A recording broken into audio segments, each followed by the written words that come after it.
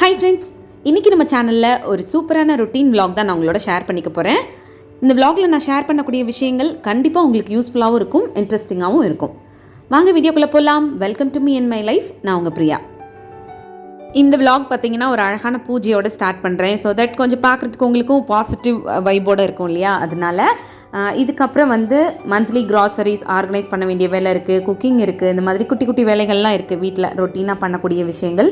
அது எல்லாத்தையுமே இந்த vlogல நான் இன்க்ளூட் பண்ணியிருக்கேன். மந்த்லி க்ராசரி லிஸ்ட்டுன்னே தனியாக ஒரு வீடியோ நான் ஷேர் பண்ணியிருக்கேன். அதில் மந்த்லி க்ராசரி நீங்கள் எப்படி பிளான் பண்ணி வாங்கிக்கலாம் அப்படின்றத பற்றின டீட்டெயில்ஸ்லாம் ஷேர் பண்ணியிருக்கேன். நீங்கள் நியூலி மேரிடாக இருக்கீங்க, இல்லை இப்போ தான் இந்த மாதிரி பட்ஜெட் போட்டு உங்களோட க்ராசரிஸ் எல்லாம் வாங்க ஸ்டார்ட் பண்ணியிருக்கீங்க அப்படின்னா அதில் நான் ஷேர் பண்ணியிருக்கக்கூடிய விஷயங்கள் ரொம்பவே யூஸ்ஃபுல்லாக இருக்கும். ஸோ அந்த வீடியோவும் பாருங்கள். அது மட்டும் இல்லாமல் க்ராசரிஸ் வாங்கும்போது எப்படி நம்மளோட பணத்தை சேவ் பண்ணிக்கலாம் அப்படின்றத பற்றியும் சில வீடியோஸில் நான் ஷேர் பண்ணியிருக்கேன்.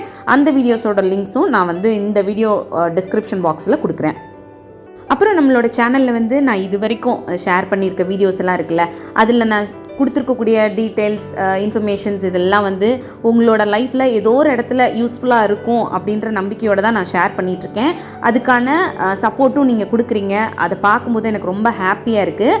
இதுக்கப்புறம் நம்ம சேனலில் என்னோட மீல் பிளானிங் பற்றின வீடியோஸ், அதுக்கப்புறம் மார்னிங் நான் எழுந்ததுலேருந்து நைட்டு தூங்க போகிற வரைக்கும் என்னோடய வேலைகளை நான் எப்படி பிளான் பண்ணிக்கிறேன், என்னோடய வேலைகளை ஈஸியாக பண்ணுறதுக்கு நான் என்ன மாதிரியான விஷயங்கள்லாம் பண்ணுறேன், என்னோடய டைம் எப்படி மேனேஜ் பண்ணுறேன், என்னோடய ஒர்க்கிங் டைம், அதுக்கப்புறம் வீட்டில் இருக்கக்கூடிய வேலைகள், இது எல்லாத்தையும் எப்படி மேனேஜ் பண்ணிக்கிறேன், ஸ்கின் கேர், ஹேர் கேர், இந்த மாதிரியான விஷயங்களையும் எப்படி என்னோடய லைஃப்பில் நான் இன்க்ளூட் பண்ணிக்கிறேன் அப்படின்ற மாதிரியான விஷயங்களை பற்றியும் நான் ஒரு டீட்டெயில்டு வீடியோவாக அடுத்தடுத்து ஷேர் பண்ணலாம் அப்படின்னு நினைக்கிறேன்.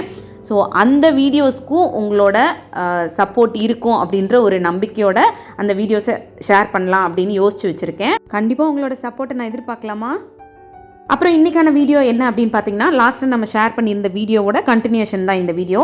நம்மளோட லைஃப்பை முன்னேற்றி கொண்டு போகிறதுக்கு, நம்மளோட ஃபிசிக்கல் அண்ட் மென்டல் ஹெல்த்தை இம்ப்ரூவ் பண்ணிக்கிறதுக்கு, நம்ம எனர்ஜெட்டிக்காக இருக்கிறதுக்கும், நம்மளோட டைமை வேஸ்ட் பண்ணாமல் மேனேஜ் பண்ணிக்கிறதுக்கு, நம்மளோட ஃப்யூச்சர் லைஃப்பை கரெக்டாக பிளான் பண்ணிக்கிறதுக்கு, கான்ஃபிடெண்ட்டாக ஃபீல் பண்ணுறதுக்கு அப்படின்னு நம்ம லைஃப்பை மாற்றக்கூடிய, நம்ம லைஃப்பில் நிறைய சூப்பரான சேஞ்சஸ் கொண்டு வரக்கூடிய ஹேபிட்ஸை பற்றி தான் இன்றைக்கி வீடியோவில் நான் உங்களோட ஷேர் பண்ணிக்க போகிறேன்.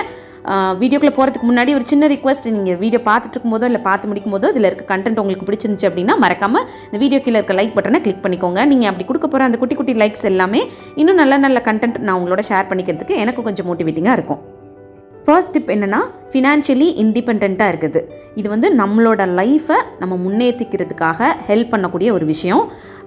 நம்ம எல்லாருமே ஃபினான்ஷியலி எப்போவுமே இண்டிபெண்ட்டாக இருக்க வேண்டியது ரொம்ப ரொம்ப முக்கியமான விஷயம். அதுலேயும் லேடிஸ் எப்போவும் அவங்களுக்குன்னு தனி ஒரு சேவிங்ஸ் இருக்கணும், அவங்களுக்கான ஒரு ஏர்னிங்ஸ் இருக்கணும். இந்த மாதிரி ஃபினான்ஷியலி இண்டிபெண்ட்டாக இருக்கும்போது நமக்கே ஒரு கான்ஃபிடென்ட் வரும். எந்த ஒரு விஷயத்தை நம்ம பண்ணும்போதும் ஒரு தைரியமாக பண்ணுறதுக்கான அந்த ஒரு உத்வேகத்தை இந்த ஃபினான்ஷியல் இண்டிபெண்டன்சி நமக்கு கொடுக்கும்.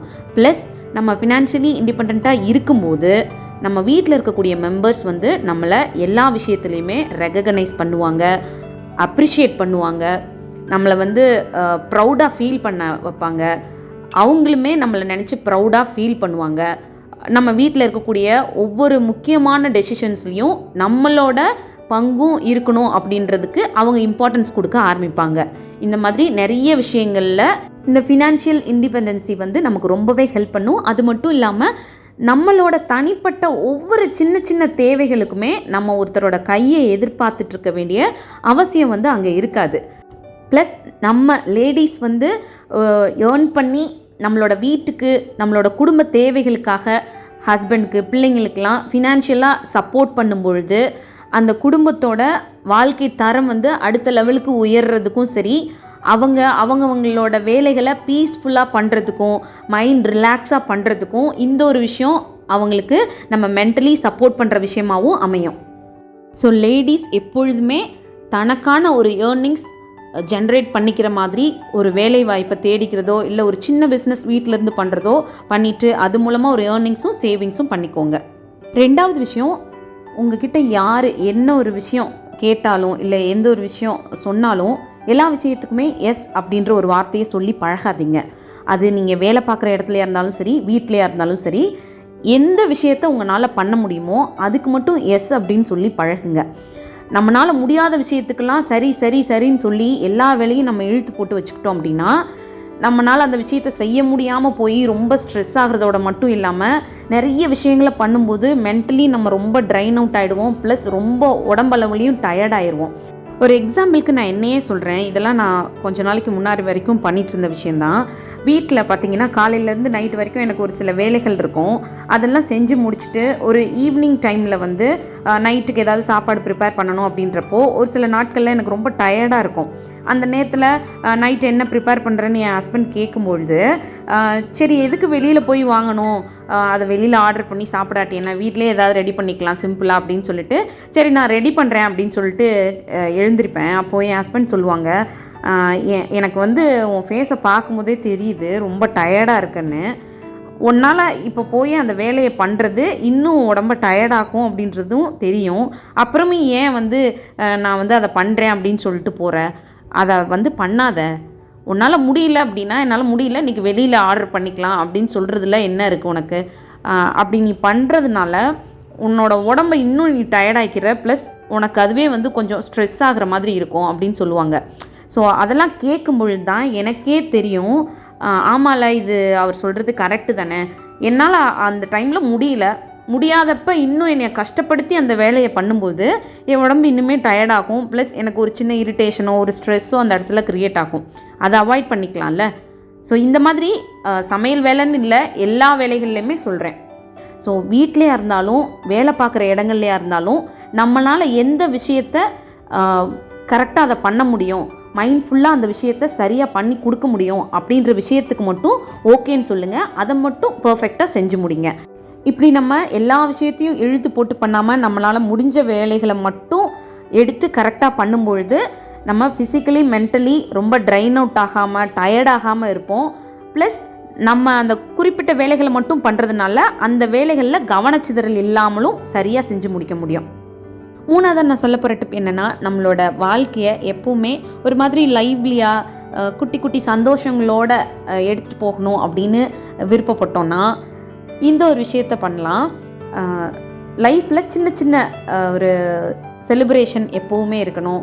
குட்டி குட்டி சர்ப்ரைஸ் வந்து வீட்டில் இருக்கவங்களுக்கு கொடுக்கணும். இந்த மாதிரி பண்ணும்போது கண்டிப்பாக அவங்க அதை என்ஜாய் பண்ணுவாங்க. அவங்களோட ரொட்டீன் லைஃப்பை வந்து அது கொஞ்சம் பிரேக் பண்ணுற மாதிரி இருக்கும். ஒரு எக்ஸாம்பிளுக்கு சொல்கிறேன். ஹஸ்பண்ட் ஒரு வாரம் ஃபுல்லாக ஆஃபீஸ் போய் ஒர்க் பண்ணிட்டு வந்துகிட்டே இருக்காங்க அப்படின்னா, திடீர்னு ஒரு நாள் சர்ப்ரைஸாக அவரே எதிர்பார்க்காத அவருக்கு பிடிச்ச ஒரு ஃபுட்டை குக் பண்ணி சர்ப்ரைஸாக கொடுக்கும்போது ஒரு சின்ன சந்தோஷம் வரும். நம்ம ஒய்ஃப் நமக்காக அதை சமைச்சு கொடுத்துருக்கா நம்மளை நினச்சி அப்படின்னு சொல்லி. அப்போ வந்து அவருக்கு அது மனசுக்கு சந்தோஷமாக இருக்கும் பொழுது அந்த லைஃப்பை வந்து அவர் இனிமேல் என்ஜாய் பண்ணி அவரோட வேலைகளை ரிலாக்ஸாக பண்ணுறதுக்கும் அந்த ஒரு விஷயம் ஹெல்ப் பண்ணும்.